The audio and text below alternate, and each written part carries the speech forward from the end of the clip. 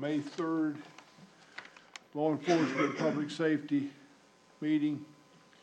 Do I hear a motion to approve the minutes of April 10th? Make such a motion. I guess I'm more after second. All in favor? Aye. Aye. Okay. Discussion items. Update on Law Enforcement Center. Yes, sir. I'll take care of that. Just a couple points of order. Well, really just one. I'm gonna provide this quick update and I'm gonna shuffle seats with Mr. Martin and let him go ahead and sit in here and work with Okay. you guys tonight. And I'll be here obviously to support him in any way I can. But we're gonna give him some training wheels tonight and let him go ahead and take off. So, since I've been dealing with this, I told him I'd take care of this one and then let him step in. All right. Law Enforcement Center, we basically have received our quote from the insurance adjuster that they will be reimbursing us about $185,000 for the rebuild. I have not accepted payment for that because I do not feel like that's going to be enough to cover the actual cost of it. We received our bids in. The lowest bid was over $500,000. So obviously, I was correct in my assessment that that amount was not going to be sufficient. So what we have done, we have met with our architect. We've given him some of that information. He's gone through and run some analyses regarding what the adjuster's claiming they can reimburse us for versus what our bid came in, the particular number. So we had a meeting today amongst staff to talk, and the architect to talk about our approach. We have a meeting scheduled for Monday with the adjuster, hopefully a representative from the insurance company, plus the architect, plus staff, to evaluate both the bid and the offer from the adjuster to see what we're going to need to do in order to get the adjuster to agree to pay us for the actual cost of reconstruction. So that meeting is scheduled for Monday afternoon with the adjuster. So we'll have hopefully a better update for you, I guess a more positive update for you sometime following that meeting. Scott, what was the limit of our insurance when we wrote the policy? We had a full replacement cost on our policy for any damage like that. We also have the code update or code upgrade required right on for that. So if any code requires something different because of the age of the building, then it would obviously cover that as well. He has used some calculations for his estimates that, you know, for example, storefront window values in the 50s when that was built is a little different than storefront windows to replace those now. So again, we're going to get more information and have our architect part of that meeting. Mr. Root is also going to be part of that meeting in addition to other staff, so we can work through this with the adjuster. Yeah, but, I agree with you. But, when your insurance policy, you always keep easing it up and they say actual replacement costs. And then when you got a claim like the county has, they don't want to go with the actual replacement cost. To quote a very intelligent man, insurance adjusters and insurance companies are not in the business of paying out claims. Therefore, you got to work with them a little bit, and that's what our attempt is to start on Monday. All nines. I got one even better than all nines. Good. How about that? So that's where we are. Thank you very much. Absolutely. All right, update on medical services plan. Charlie, is that you? Yes, sir.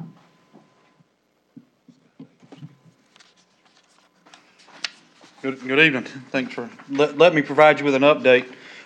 When we met last for the committee meeting, inside the folder for the wildfire project were the handouts that we put back in front of you again tonight.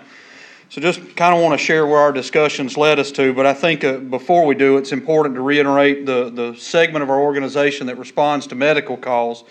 From the first page that you see in front of you, page 1 dictates that essentially 52% of the over 7,000 calls that we respond to are medical emergencies. While we're commonly referred to as the fire department, there's a lot more to it than that.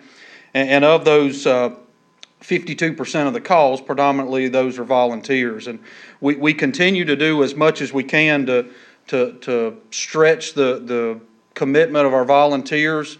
Over the past year, 45 of those have gone through the EMT program, which is a step above the emergency medical first responder level that predominantly we use. So again, we're continuing to do the things internally that we can to expand our medical delivery, but we continue to still see that there's an issue where enhancement is warranted. So the first page there is just to illustrate the call volume, and things are continuing to grow. But as we've continued to meet with EMS since October the 17th of last year, we've assigned a staff member. GHS has assigned a staff member to continue those conversations and work on a plan and look at ways to improve. And those conversations have fell silent in the last week, or in the last 8 weeks, where we've had little correspondence with GHS. We believe that the plan that they look to present is one of efficiency, not of one of delivering more resources out into the field by way of ambulances. We feel that when they come to the point of being able to present an improvement plan, we'll see one of efficiency for the model that they run. So we do want to continue to share through the next 2 pages that are there, the call volume and what's existing in our county. When you look at page 2, it shows the call volume by box. What a box is to us is a geographical subsection of each fire district. Dispatch uses these to determine the resources that are allocated to 21 types of emergencies in that geographical location. So you can see that those boxes are essentially just subsets of our fire district. The numbers that are inside of those are the call volume. That's the number of times that someone has called for 911 for a medical-related emergency in their neighborhood. And you can see those numbers while they're concentrated around Seneca, Walhalla, and Westminster, that there are pretty varied throughout the county, whether you're talking north of Highway 11 or south of. The third page is a map of our county. The areas that you see in pink are what's currently covered by an ALS, a paramedic staffed ambulance. Those are provided in 4 locations in our county currently: Seneca, Walhalla, Westminster, and Keowee Key. The area in pink is meant to demonstrate what a 10-minute response time is from the time you call 911. So if you family member, loved ones, or a visitor to our county, a citizen is having a medical issue at their home or in the road or wherever they may be, when they pick up the phone and dial 911, the area in pink is where we feel that an ambulance or a paramedic can reach you within 10 minutes if they're at their normal station, if they're not out on another call or somewhere else in the area.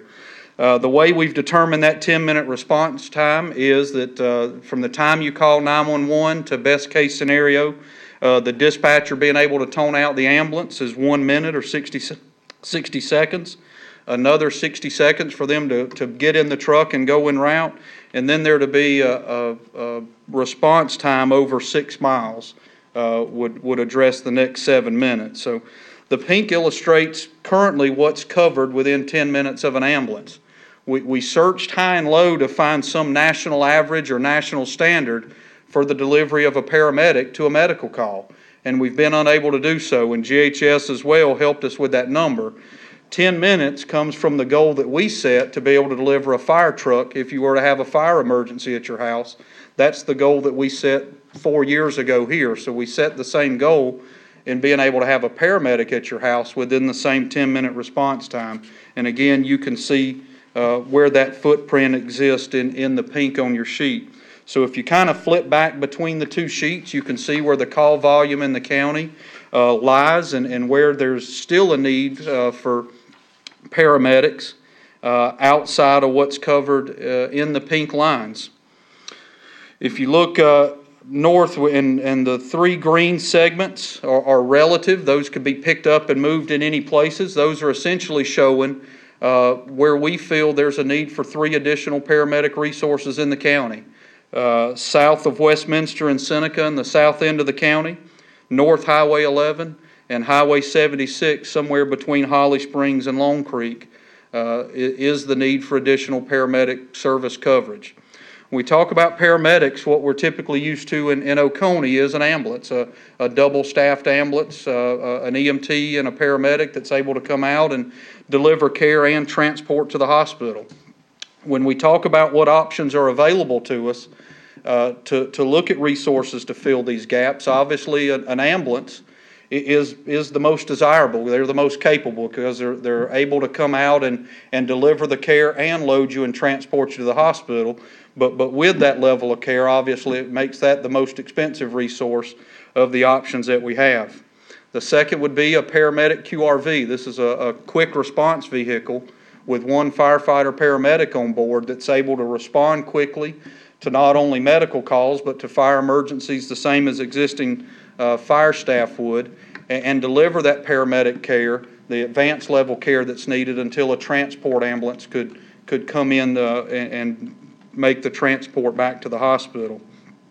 And again, that option doesn't come without a cost, but comes at essentially a third of the price of what staffing an ambulance does, due to the expense of the vehicle, and instead of 2 staff members, you're only looking at 1 that's included. And then the third would be essentially the ability to train existing staff members. While we have volunteers that would be willing to support, we continually have to look at the commitment of them and over-committing them to things. So when we consider this, we look at the inclusion and additional training to the staff folks that are out there. So again, tonight's offered just as an update that we continue to feel that additional paramedic level resources are needed in the county. We've got options to provide should council see that as a need as well. But again, I think the map showing those 6-mile or 10-minute service area depicts that there is a large quantity, the majority of the county still remains beyond 10 minutes of provision of a paramedic level care should they have a medical emergency. Question. Yes, sir. How many EMT do you have? You said you got 45 trained now? We among the team, and the team consists of both career and volunteer, we have 76 EMT level personnel. We have 12 on our career staff. Of the 26 employees in emergency services, 12 of those are EMTs, 2 of them being paramedic level providers. When you said communications fell silent, I detect a bit of diplomatic speech here. What happened? Just, and I wish I had a better answer other than communication has fell silent. We feel like the good communication between the 2 agencies to build a plan to start looking at improvements. But again, when you look at the hospital, we feel through those conversations the area for improvement that they're able to make within their existing means would be to provide additional training and service directly to existing resources that we have. We don't feel that with any plan with current resources or money that's committed on either side, don't feel there's going to be this explosion of resources going out into the area. We think the things that would be offered in that conversation would be additional training and support level stuff. But again, the conversations have been great up until about 8 weeks ago when they have fell silent. They're not talking to you, you're not talking to them? We have sent many unanswered emails. Oh, so they're not talking to you? Correct. Okay, so you're trying to do your best? Trying to relight where we were 8 weeks ago to continue to move forward. Again, you charged us with this project October the 17th of 2017, and we're 6 months into it, and we feel we should have had a deliverable by now. Yes, sir. I got some good news for you. Mr. Mulder is going to make this red turn to pink for the city of Seneca.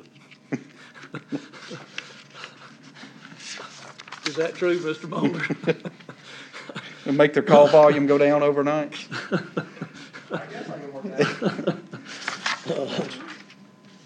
I'm sorry I had to do that.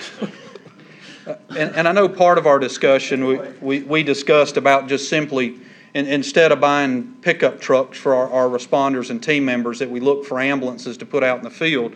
And we've considered that. We took it back after it was mentioned last time. And what we have to consider is the 4,000 medical responses are answered predominantly by volunteers. And I should have pulled the statistics, but on average, they spend 42 minutes and 38 seconds on a medical call. A volunteer, when they answer the call, and there's multiple ones that respond to each call, they spend an average from the time they leave their house to the time they go back in service, 42 minutes and 30 seconds on that medical call. If we were to move them and essentially say we're asking that you take an ambulance, you're going to more than double that time for each one of those calls. So for 4,000 calls, they're going to go from 42 minutes to an hour and a half, because right now they're delivering care, the ambulance is arriving, and they're going back home or back to their jobs, where with an ambulance they would have to transport the patient, go to the hospital, go to the ER, make a transfer there, then return their ambulance back to service before they go to work. So a good plan in theory, and we think there are still some conversations with that. We just are real edgy about overcommitting the dedicated folks that we have to committing 2 hours, and we feel that would have a negative effect on their response, because currently, again, 45 minutes per call is asking a lot. We know that an hour and a half would be even more. Well, I was flipping back and forth between the two maps, and between the two maps and the number of calls, it looks like the people in the outlying areas, they're not in exclusive subdivisions or around urban or municipalities. There are a lot of old people out there that need it the most, and we're not covering. They're all citizens of the county. The stack of maps that you have were compiled by both Ryan Eubanks, a deputy chief that's over our EMS program, and Lisa in dispatch, and their packet to present was about 15 maps. I culled that to 3 so that we would be able to have a discussion without reviewing them. And one of those maps shows the age of our population gradient in there, and I agree with you. You can see where the volume of our calls lie based a lot around where the aged population is in the county. So. Charlie, how much, I didn't mean to interrupt you, I'm Go sorry. ahead. How much money are we giving Greenville Hospital System right now? Our contract to them for EMS service requires us to pay them $150,000 annually. If you're getting $150,000, don't you think you ought to talk to Chief King a little bit more? I agree, but like I said, I know that they're continuing to tell us that they're working through an improvement plan on their own, but again, we would hope for that improvement plan to be a little more inclusive and open to what's going on. We agree with you, Mr. King. You're trying your best, and of course, they are a for-profit organization, and you're just trying to serve the people. Yes, sir. So, thank you. I appreciate it. And again, we continue to do as much as we can with what we have. I hope you agree that there are additional resources that are needed, and we have looked in-house. I'll mention over the past year, we've trained 2 inside. We've sent 2 to paramedic school, thinking that we could use internal resources to deliver an additional level of care. Within 2 weeks of them completing their training, both of them resigned because we're not able to pay them paramedic level pay. There's about a $15,000 difference in a firefighter versus what a paramedic makes. So we're kind of discouraged to send any more of our folks to paramedic school because we know what the outcome there will be the minute they graduate. Yes, sir. Is there a possibility that we could sign some of these paramedics to these other 3 that are in the green? If we had paramedics, yes, sir. We'd love to put them in the green areas. We don't have the availability of paramedics. I mean, Scott Crine, our emergency manager, is one of those medics, and certainly the workload Scott has, while he'll serve when he's available, he can't just pull them away and depend on it. So these are what we see either as implement them as part of the additional staffing plan to where we go. We've asked, and so far the inclusion of 5 additional firefighters is add salary to that to where they become firefighter paramedics and become part of the system, or this is another discussion that we talk about an additional set of resources to handle an EMS medical side in addition to responding to fires.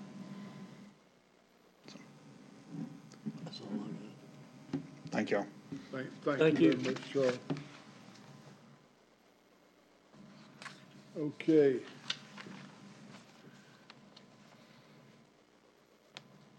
Discussion regarding lithium battery safety. You gonna handle that, Mike? Yeah. Well, they blowed up in your office, right? We don't know that. So you got first-hand knowledge. No, sir, Unfortunately, during the fire, we had the an adjuster to come, and then they hired their expert. Their expert wanted to give Motorola and Xerox an opportunity to be there as well, because we had a copy machine plugged in the corner where the fire started. We had a battery charger, desktop computer, several things plugged in. They didn't show up, and those companies, and the final result was, we can tell you it started in that corner, but we can't tell you what started it other than it being electrical, basically. So, we've reached out to our manufacturers on the lithium batteries and talked with them, and obviously they're telling us they're safe, but what we've told our folks is, if you've got your chargers at home, don't go on vacation, or if you're gonna be gone for an extended period of time, take that battery out of that charger. Don't leave it for an extended period of time, because they may be a risk there. We just don't know about it. Just to affirm, Sheriff's absolutely correct. We went through that assessment and couldn't determine. What we've tried to do is stress to all of our departments that if you do utilize lithium batteries at any level, make sure when fully charged, you do unplug those and don't leave them plugged in. Very similar to the hoverboards that people you left plugged in charging, and they caught on fire and blew up. So lithium batteries, as you've stated many times, can be dangerous when heated. So we've tried to stress, and I know Mr. Martin will certainly continue stressing that as we go forward, or as you go forward, to make sure that you don't leave those things plugged in. So we have had that conversation following the sheriff's office fire. Thank you very much.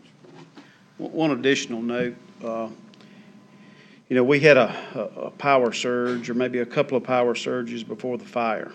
And in our conversations, and Charlie could probably comment better on this than me, but they said, power surge, if it possibly opened up that lithium, any at all, that it could have caused it to overheat, but they were not able to determine that. So, but we are practicing the safety, as Mr. Mulder mentioned.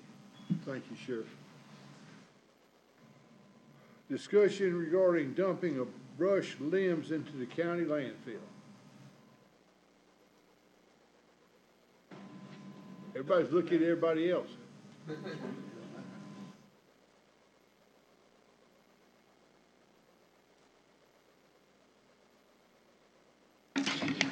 Yes, sir. As far as the brush going into the landfill now, most of the cities, or all the cities, have pretty much stopped unless it's something we cannot grind. So they're utilizing our grinding area more so than they were. Wayne, who's dumping all the logs in there?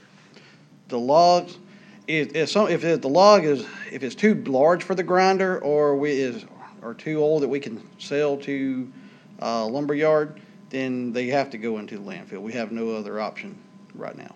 We can't send those son of guns to the pulpwood yard. We have been taking some of them to the pulpwood yard. That's a shame. Yeah. All that good stuff. So we've basically stopped it as far as people taking loads of, picking up stuff in, cause a lot of times I got in the municipal trucks out there, and they just pouring it into the landfill. And the lady at the scale house tells private people, you can't put it, you gotta put it up on the hill. Yes, sir. So we just feel that everybody ought to be treated the same. Yes, sir. Okay, so sounds like you got it under control. I guess wait for the next discussion regarding the amended solid waste ordinance. You're up again, I guess. Yes, sir. Mr. Chairman, if I could, I'll just start off. Can we do the litter control since that's You shorter wanna and do litter easier? first? Let's jump forward to that one. All right. We can. Both of these documents are items that have been worked on for some time, predating me. But I've taken my turn at it, and from what Mr. Still gave me, and this litter control ordinance specifically was a document that's gone through the sheriff's office, and they blessed it.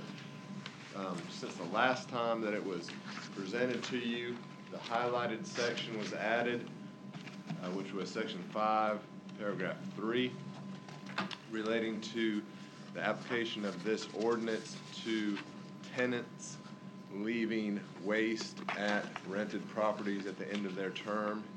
This would also include renters of storage facilities leaving waste at what would be determined to be waste at storage facilities at the end of those terms. So that provision was added, as was discussed in a previous council meeting. The other item that's highlighted is at the end, an item you and I discussed, which was how much of the penalties and fines, this is on page 3 and bleeds on to page 4, but how much of the penalties and fines would go over to the sheriff's office for enforcing this.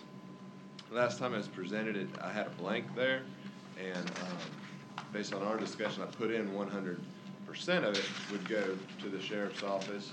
I checked with Mr. Steele about that, and he's all for the sheriff's office getting these funds, because they're the ones who are doing the enforcement of it, and if it can help in that enforcement process, and all the better. It's not a great amount of funds based on the last several years, as was reported to me by the magistrate's court, as a few $1,000s a year, but perhaps that's gonna go up. We'll hope so. So I don't think there was any objection to the 100% amount, just all of it going over to the sheriff's office for the fines collected. Well, with this ordinance if this ordinance passes council, the good thing about it is ordinarily it would be a civil matter, which right now it's a civil matter, which the sheriff gets nothing of. And But it's still a criminal matter even now, but it gets a very small percentage of it. Yeah. Yeah.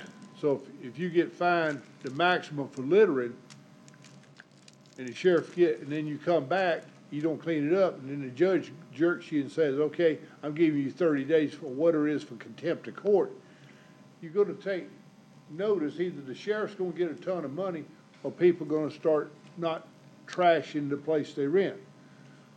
I've gotten, in the last couple of weeks, I've got a huge support from all these property managers and owners of these storage buildings. So it's a very popular thing.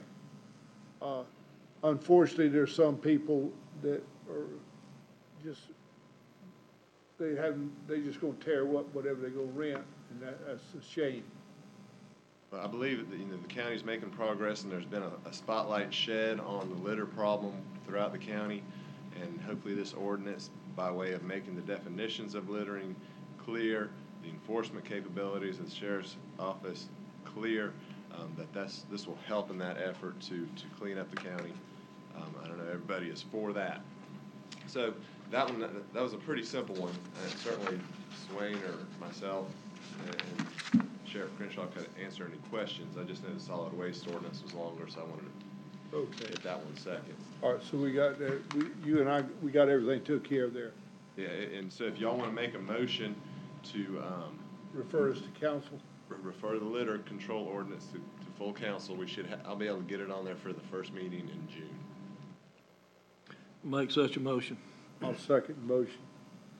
All in favor? Aye. Okay, we'll refer it to the full council. Thank you, Mr. Chairman. And the second item is the solid waste ordinance. This guy has been around for a long time, has been revised. Our particular ordinance that's in place now is very much dated, but we kept the good stuff. And in the versions that y'all have, that you should be able to see, highlighted in kind of, I don't know what that is, light bluish, grayish color. Those are all the provisions that were carried over in one form or another from the present ordinance. So those are not new. All right, now, you and I had some questions when I met you in your office. We removed about throwing the trash out of airplanes. But we took the airplanes out. We took the airplanes out, and then I was gonna ask Mr. Steele, with your permission, or Rick, or whoever's in charge. You're in charge. The sheriff. The sheriff, yeah, why not? You had a provision in there about inspecting trucks, and, Mr. Root and I talked about it, not throwing back on you, but the transport police, even tell the highway patrol, you can't, only they can inspect the truck. Talking about people, private haulers, it was in the ordinance. It was in the ordinance, and that's another item we removed. And Mr. Steele could speak to his concern. His concern is really the vehicles, when they're coming into the facilities, the collector vehicles, coming into the facilities and they're leaching materials, just spilling materials out. He wanted to Then ensure that. he has a legitimate thing there. Right, that he's controlled that, so we removed this inspection, provision, so we're not inspecting the vehicles, its operability, roadworthiness, nothing, anything like that. So that's gone.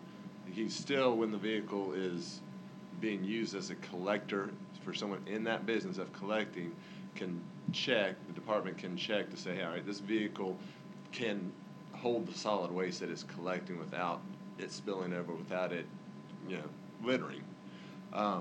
But as far as the transport police go, we also checked into that. I didn't have a really good understanding of, when we spoke, about exactly what they could do and what they do. I hadn't seen them have a lot of activity with just your run-of-the-mill kind of open bed or large commercial collector vehicle, that they didn't really seem to do much with that. Mr. Steele doesn't have any real experience with them being active with that either. I spoke with Mr. Crenshaw, but Sheriff Crenshaw on short notice, and he said their focus, as he understands it, is really on commercial tractor trailers and weight issues, and that they do not get involved with this type of vehicle that we're looking at here. So we're not inspecting them for their roadworthiness, not getting into that business. Not sure the transport police is going to be doing that either. And Sheriff, tell me, did I hit that right, as far as you know, at this point? my understanding. Right. Okay. But, yeah, so for our purposes, we want to make sure that when they're being used for collecting the constituents' garbage, and they're licensed permitted collectors, that those vehicles are suited for the purpose of keeping the materials contained. And that's what the department would check up on. Anna, Ms. Kamick had asked me, she says, now, how about some kids that want for a summer job or something, they just want to pick up a little bit of trash and, for the hauling neighbors, how are we going to handle that? Well, we went back to the definition of a collector, and we added a small section. We're only really looking at someone who's acting as a business who's engaged in the business of collecting the materials. They've got a sign on their truck. They've already they're wanting to buy a decal. Because what we try to do is keep any kind of business or anyone collecting trash from using the recycle centers and coming in there and bringing loads of garbage to those facilities. So as far as somebody going around to their neighbors and picking up their trash, I mean, we don't go out and police that. Typically, that's going to be maybe 4 or 5 bags of garbage if they're only doing a few. But if they're actually getting into the business of it and they're competing with other companies, they're advertising it, then we call them and tell them, hey, you need to get a decal. You cross the line. Yes, sir, you crossed the line. Okay, all right, that sounds good. Mr. Hart? I don't have any questions. Okay. And I think, Mr. Chair, the other item you had, I know we talked about the items being disposed in landfills, brush and trees and such, and y'all addressed that previously. The other item you had was the privately owned waste facilities. We had a very long provision in there. It's in there now as far as what is proposed on how to regulate, is perhaps too strong of a word, but to oversee privately owned waste processing Are we facilities. talking about the stump grinders?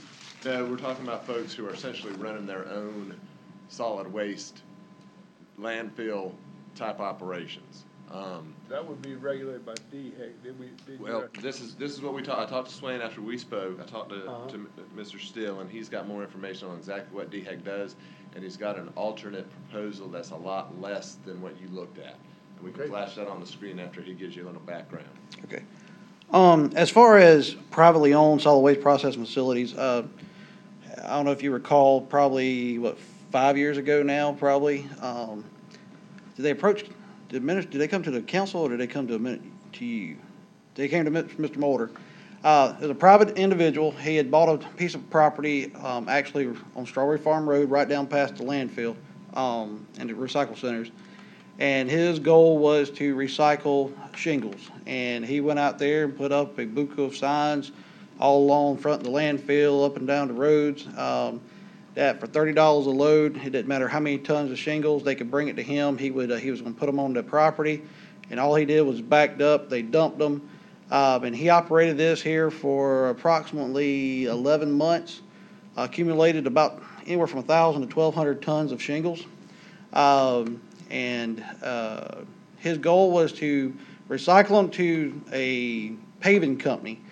Well, all that fell through, and he just left the property, lock, stock, and barrel, walked away from it.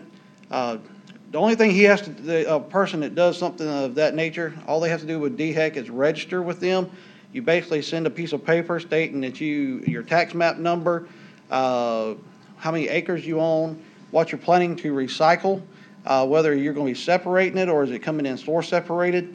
And once you get that material, you have within a 2-year time frame. It says a year, but it's a year after your collection year.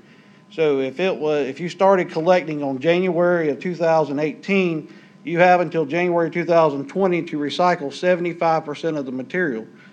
Well, this gentleman, he came in, he had, like I said, about 1,000 to 1,200 tons of shingles. He filled up the property. He left around November of that year. It went to tax sale the following year, and by that time it had become overgrown in kudzu.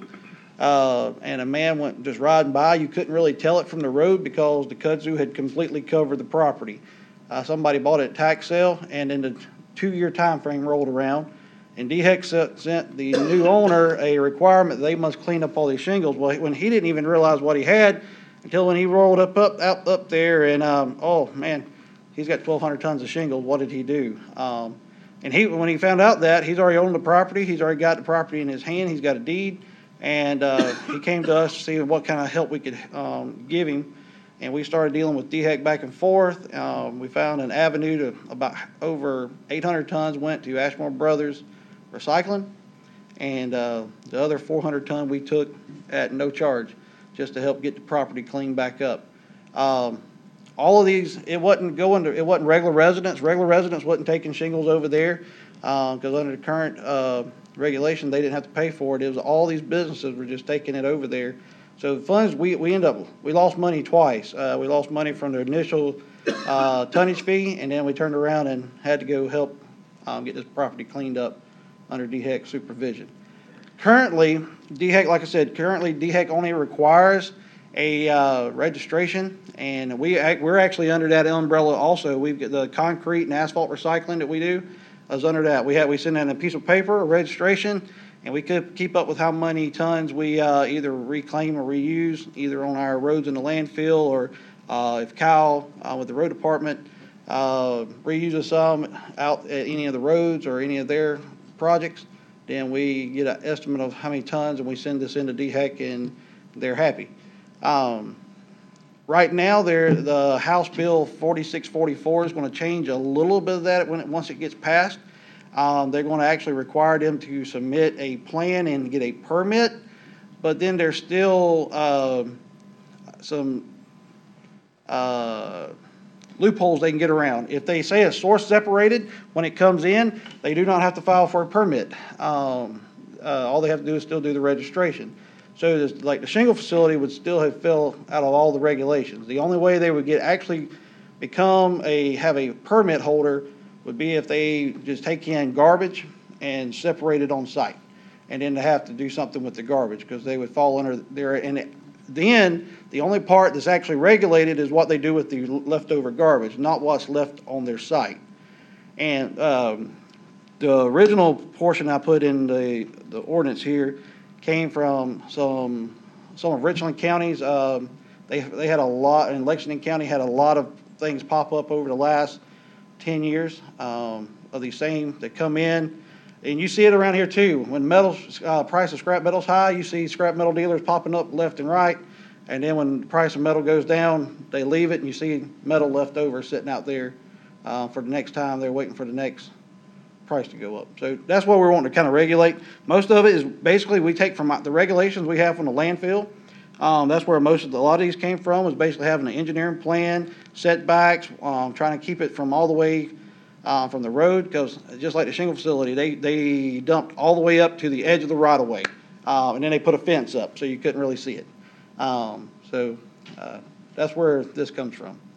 The alternate plan would just be simply, narrowing it down, just list a type of facilities, and basically go over a little bit of, just an oversight from county's portion of view would be to, make sure they are in a proper zoning, and then have them submit an application showing, what kind of facility you're gonna have, and then have a requirement to have them put a bond in place. That way, if they left it, then we'd have a mechanism of cleaning it up and getting the property back to, in good standing.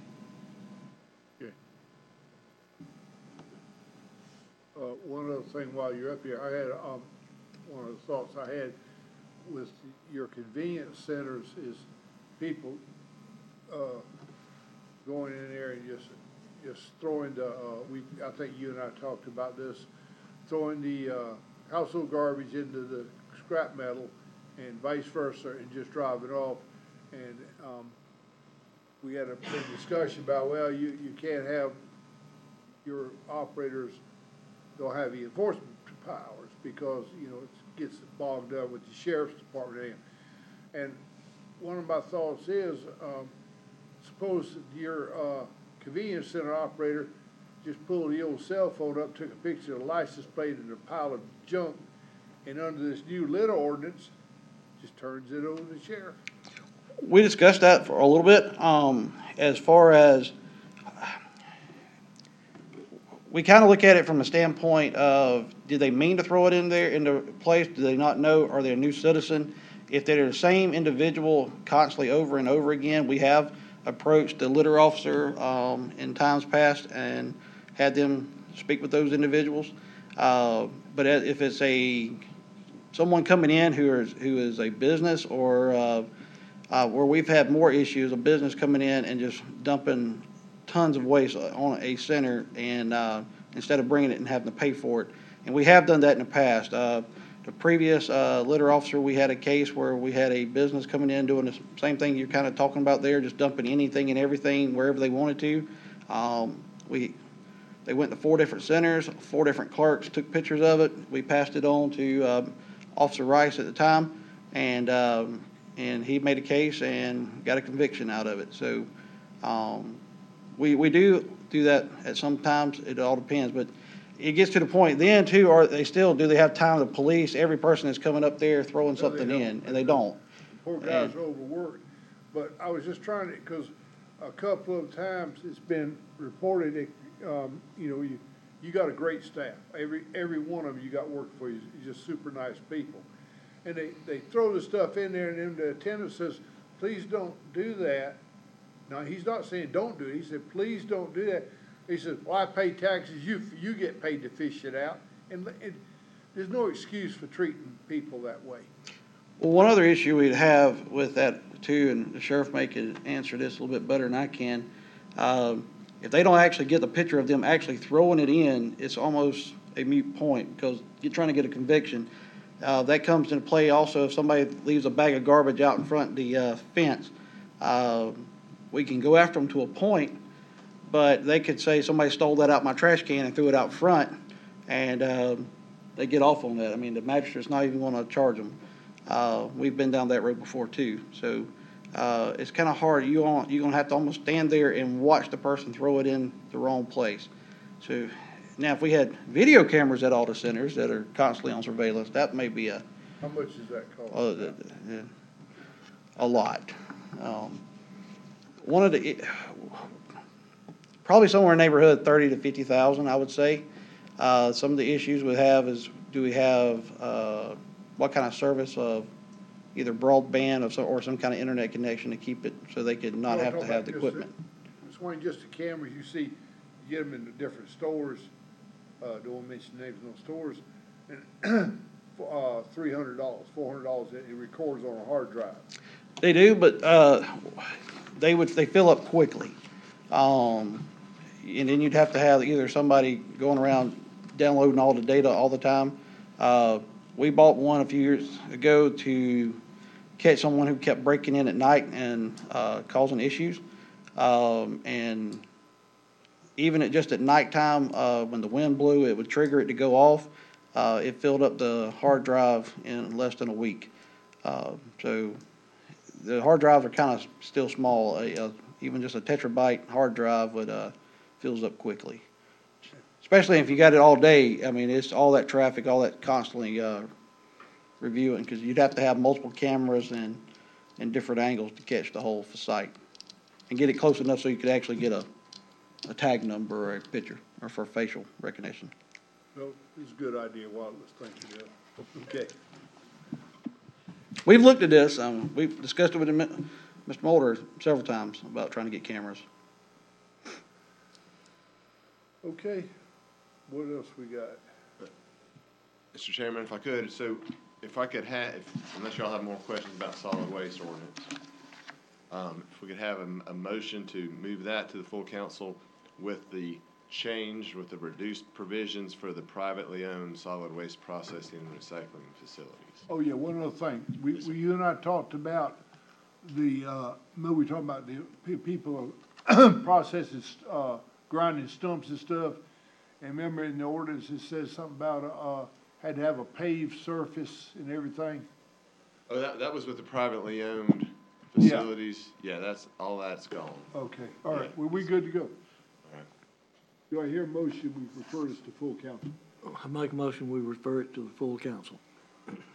Second, all in favor? Aye. Okay. All right, Thank you. is that the end of it? Oh, Got one more that was added. okay. Discussion regarding amending chapter 4 of the ordinance of Coney County ordinance in relation to landowners' responsibility for restraining animals. Mr. Chairman, if I may, this was an item. Captain Mark? Is Mark a Captain Lyles?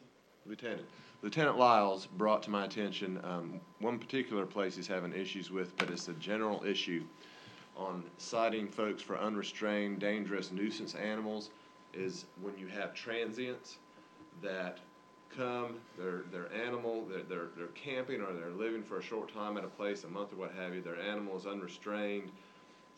They get a complaint and the folks with animal control can field that complaint. By the next time the animal's causing problems, those people have left, perhaps they've left their dog, and there's questions about ownership of the animal, and they can't enforce the ordinance because they don't have an animal owner. And Mark's, Lieutenant Lyles' request was that we modify the ordinance simply to add that the owner of the land that is housing the animal would be responsible for unrestrained animals. And you asked that I check into the parks, South Carolina parks, provisions regarding restraint of animals on park property, that kind of thing. All of them have the same thing. Hey, you need to keep your animal restrained, usually by a leash or whatever enclosure. So it's really just his desire, Lieutenant Lyles' desire, to add a provision in that would make landowners responsible for unrestrained animals. So it just wouldn't be the animal owner, which is sometimes difficult to determine. And so that was his request, and it's an easy tweak to the ordinance if you want me to draft up one. The landowner, I mean, whoever's renting, like you rent the place out and you got these people coming in and you say they're either dumping the dog or leaving the animal there and hauling freight or just causing a big problem, and then it ought to be the, in the ordinance that unless you want it to fall back on you, you better get the address, license plate number, and everything else of the person who's got the animal, or it will fall back on you. You're helping cause the problem.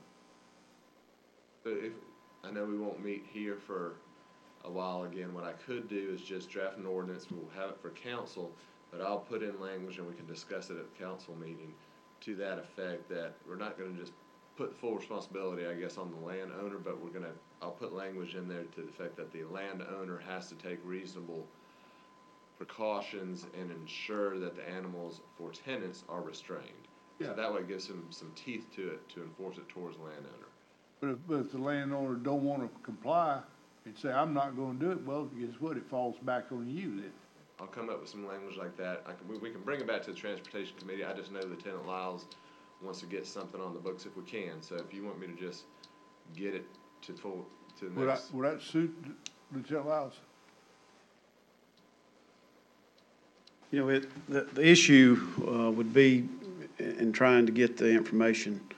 You know, this is this particular piece of property, you know, these people may be coming in here from California and putting up a tent. I've gotten calls from neighboring landowners and said, you know, I'm tired of calling y'all. Every time I call y'all, this dog comes over here and growls at me in my yard, or dog comes and messes up my yard.